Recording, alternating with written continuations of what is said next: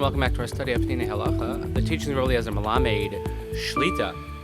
Well, we hope everyone had an enjoyable Shabbos as we begin a new week of learning here in the northeastern United States. It's a bit of a truncated week as we have a American holiday of Thanksgiving. Interesting conversation about Jewish people celebrating Thanksgiving. My family was always of the school of thought that we have to give tremendous appreciation for the country in which we live. So we celebrated Thanksgiving with gusto, we will continue to do.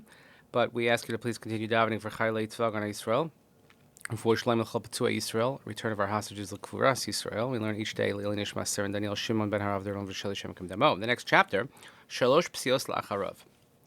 La'achar Siyam HaTefillah, Yichra Ad She'Yispokaku Chliya Shebeshedraso. V'yifsal La'acharav B'chriya Shalosh Psios. When you finish Shemoneh Esreh, you should bow down until the curvature of your spine, again, until your spine is bent, and then you take 3 steps backwards while you're bent over. And while you're still bowing down, yifnei letzad small, you turn to your left, v'yomar oseh shalom b'ramav. So it's oseh shalom b'ramav left, v'yifnei letzad yamin v'yomar hu yaseh shalom aleinu. Then right, you turn to your right and say hu yaseh shalom aleinu. And then afterwards you bow forward and you say v'yomar al kol Yisrael v'imru amen. So it's oseh shalom b'ramav left, hu yaseh shalom aleinu right, v'al kol Yisrael v'imru amen straight, v'yizdakef, and then you straighten up. Many have the custom of saying, especially Hirotzon, about the building and the rebuilding of the Beis HaMikdash. Shehatefillah keneged carbon hatamid, because davening and Shemoneh Esreh corresponds to the tamid offering. And therefore we request that the Beis HaMikdash should be rebuilt, and then we'll be able to bring the tamid offering once again. Amar Chachamim. Chazal said, "Shamispalav lo nifrad mehatfila karoi b'shalosh psiyos l'acharav mirs oseh shalom, roi lo shelo hispalel." So the Gemara in Yuma says that if someone did not take proper leave of his davening with the 3 steps when he said oseh shalom, it's as if almost he didn't daven. Neishim lo nifrad karoi, because if you didn't separate or take leave accordingly, mashma shelo havin she'amar lofnei melech malchei hamalachim hakadosh baruch hu v'nimtza mevazeh es hatfilah. Very strong words, because if you don't take leave properly, it seems that you didn't grasp or you didn't understand that you were standing in front of the King of all kings, HaKadosh Baruch Hu, and therefore you're actually embarrassing and making a bizayon of the davening.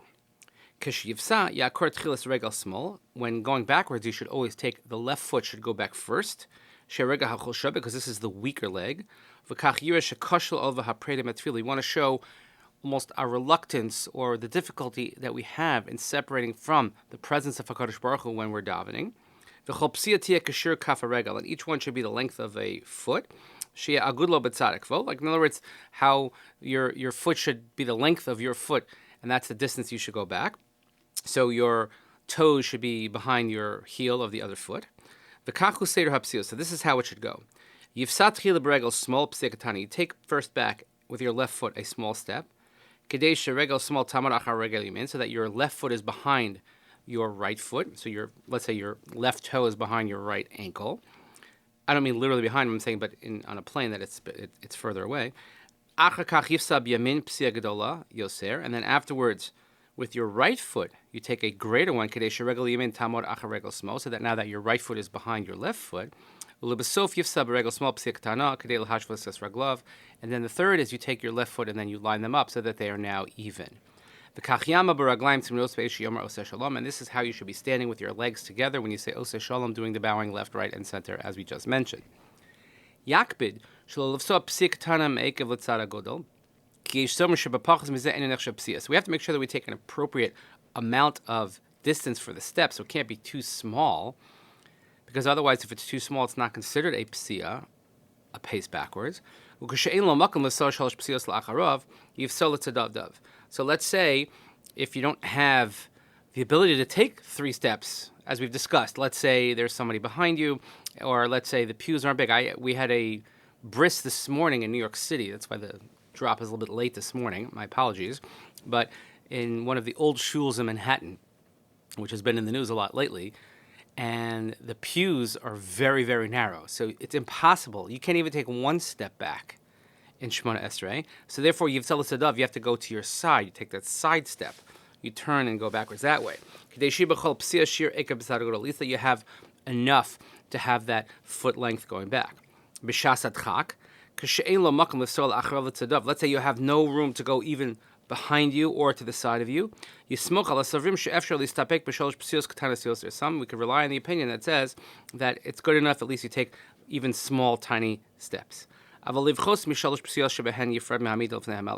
But it shouldn't be less than 3 that you would be taking leave from the king. And also you shouldn't take more than 3 steps back, because this is considered some sort of arrogance. And also by taking large steps, it gives the appearance as if you want to take leave of the king. And the whole idea is that we're showing our reluctance, which is why we used the weaker foot first. And that's we want to show. It's difficult for us to take leave, but if we take giant steps or quick steps or too many steps, it shows that we want to get out of there, and that also gives the wrong message. So it's fairly simple: left foot, right foot, and then feet together, and that's how we should do so. So thank you for joining us this week. Please continue davening for Chayalei Tzvah and Israel, for Shalom, Chol Tzvah Yisrael, return of our hostages, Kuras Yisrael, Nishmat, Daniel, Shemoneh Esreh. Thank you again for learning with us each and every day. We'll see you next time. Have a wonderful day.